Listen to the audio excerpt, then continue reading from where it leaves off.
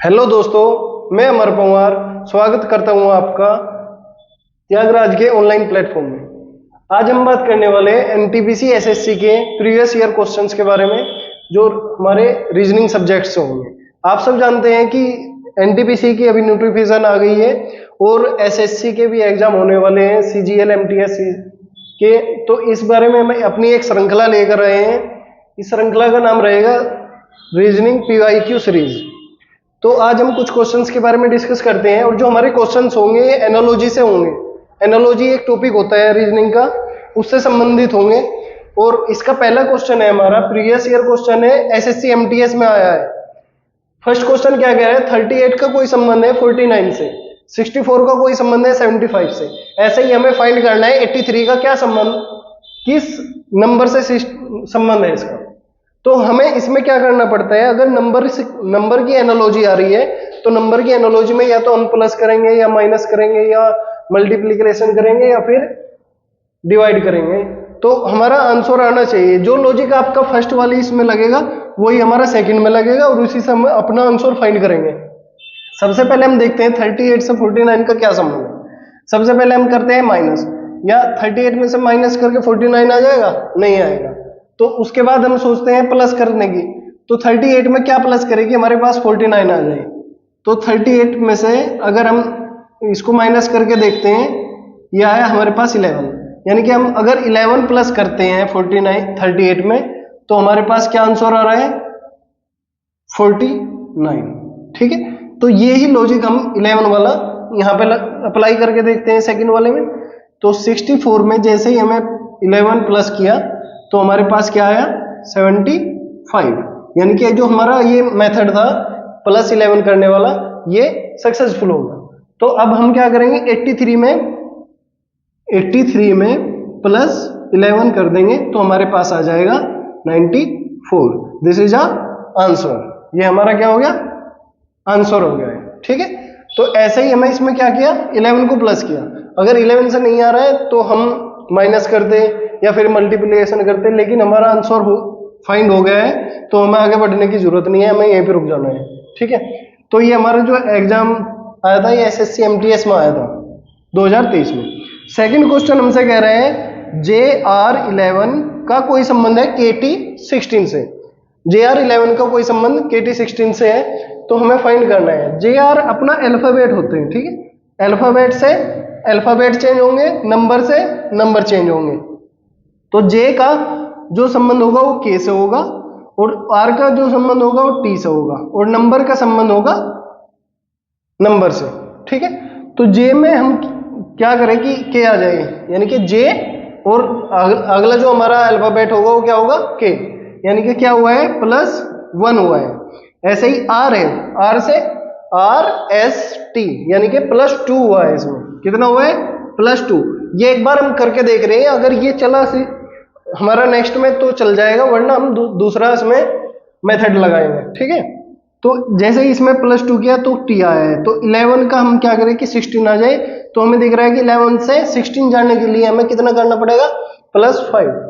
तो हमें इसके लिए क्या किया, +5, ये आ गया हमारे 16। अब जो हमें यहाँ पे अप्लाई किया है जो मेथड हमने, वही हम सेकंड में अप्लाई करके देखते हैं। अगर वो सही हुआ तो हम अपना आंसर फाइंड कर पाएंगे, अगर ये नहीं सेकंड में अप्लाई होता है तो हम ये आंसर नहीं फाइंड कर पाएंगे। तो क्या करना है, V में +1 करना है। V में जैसे +1 किया, क्या हमारे पास W आता है, यस सर। तो हमारा V +1 W। M से हमें क्या करना है, M से क्या करना है, +2, जैसे हमें ऊपर किया है। तो जैसे ही M का +2 किया, MNO, यानी कि यहां तक हमारा सही हुआ है, यहां तक हमारा सही हुआ है। अब देखते हैं 22 में अगर हम +5 करते हैं तो हमारा आंसर 27 आता है क्या, तो आप क्या आंसर दोगे, यस सर, ये 27 ही आता है। तो हमें देख लिया कि जो हमने फर्स्ट में अप्लाई किया था वही हमारा सेकंड में जा रहा है। तो इसका मतलब क्या है कि हम इसको थर्ड में अप्लाई करके अपना आंसर फाइंड कर सकते हैं।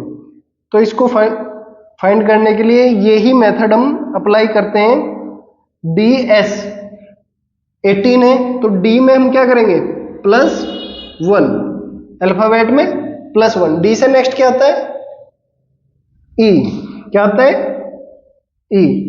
एस में क्या करना है +2, जैसे ही +2 करेंगे STU तो यहां पे आएगा EU, और 18 में +5 करने पे हमारे पास होगा 23। तो हमारा आंसर क्या हुआ EU 23। तो इस बात को आप समझ गए होंगे कि जो आप मेथड फर्स्ट में अप्लाई करोगे वही सेकंड में करना है। अगर दोनों में अप्लाई हो रहा है तो आप थर्ड में करोगे उसको और अपना आंसर फाइंड कर लोगे। तो EU 23 ये SSC MTS 2023 में ही पूछा गया है, अभी रिसेंटली पूछा गया है। नेक्स्ट क्वेश्चन की बात करते हैं। थर्ड क्वेश्चन है हमारा DMTS, और ये कोई एक कोड है FOVU से संबंधित है। ऐसे ही KGQOMISQ से संबंधित है। ऐसे ही HCMG हमें बताना है कि किससे है। ये SSC CHSL में क्वेश्चन आया है, बहुत ही आसान है। हम सबसे पहले देखते हैं डी का क्या रिलेशन है F के साथ। तो डी से क्या आ रहा है DF, यानी कि +1 हो रहा है। कितना हो रहा है +1, नहीं DEF +2 हो रहा है। क्या हो रहा है +2। तो M में देखते हैं, M में क्या रिलेशन है O के साथ MNO +2, तो इसमें भी +2। T के साथ देखते हैं V का क्या रिलेशन है, T के साथ V का क्या रिलेशन है TUV, इसमें भी हमारा +2 हो रहा है। तो आपको यहाँ पे ग्रीन लाइट शुरू हो जाएगी कि हाँ ये हमारा सही जा रहा है। यहाँ पे भी +2 था, यहाँ पे भी +2 था, और यहाँ पे भी +2 था। अब नेक्स्ट देखते हैं S में +2 है या नहीं है। तो आप देखेंगे STU +2 यहाँ पे भी। तो ये नॉर्मली क्वेश्चन बहुत आसान क्वेश्चन है, और ये हमें क्या करना है इसमें +2 करना है और हमारा आंसर फाइंड हो जाएगा। लेकिन हमें एक बार चेक करना है इसमें भी ये अप्लाई हो रहा है या नहीं हो रहा है। तो हम देखते हैं K में अगर +2 ऐड करते हैं हम तो M आ रहा है, यस।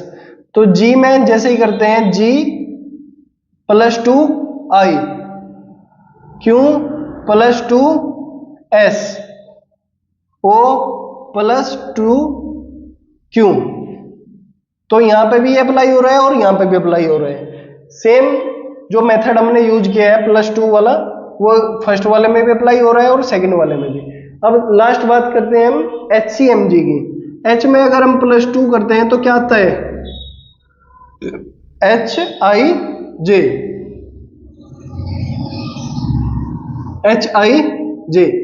C में +2 करते हैं CDE। M में +2 करते हैं क्या आएगा MNO, और G में +2 करेंगे तो क्या आएगा G, बताओ आप, GHI। ठीक है, तो ये हमारा हुआ JEOI, और ये हमारा SSC CHSL में पूछा गया है क्वेश्चन।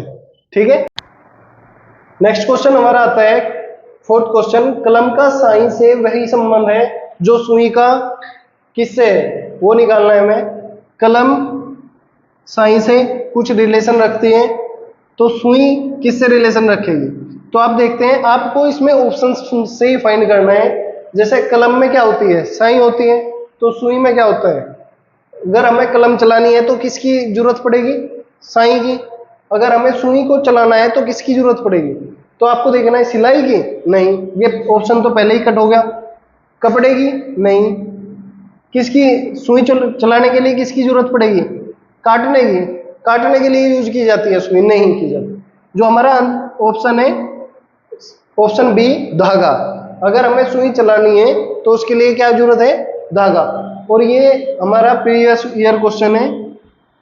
नेक्स्ट क्वेश्चन की बात करते हैं हम, फिफ्थ क्वेश्चन। नेक्स्ट क्वेश्चन हमारा है शरीर का तापमान बुखार से संबंधित है, शरीर का वसा किससे संबंधित है। अब शरीर का तापमान हमें क्या, तापमान अगर बढ़ेगा तो क्या होगा, बुखार होगा। अगर शरीर की वसा बढ़ेगी तो क्या होगा, वसा फैट से संबंधित। अगर फैट शरीर में बढ़ेगा तो क्या होगा, मोटापा बढ़ेगा या रक्त बढ़ेगा या भोजन बढ़ेगा या उपचार बढ़ेगा? तो आपको ऑप्शन से फाइंड करना है, और ये एसएससी एमटीएस 2023 में आया क्वेश्चन है। ठीक है, तो जब फैट बढ़ जाएगा तो आपका मोटापा बढ़ेगा, तो हमारा राइट आंसर होगा ये ऐसे एनालॉजी ऐसा टॉपिक है, इसमें आपकी जीके भी मजबूत होनी चाहिए, और ज्यादातर क्वेश्चंस इसमें जीके से रिलेटेड होते हैं, कुछ ही होते हैं जो अल्फाबेट या न्यूमेरिकल बेस आते हैं। तो नेक्स्ट हमारी बात है इथोपिया एक कंट्री है, और अफ्रीका क्या है, महाद्वीप है।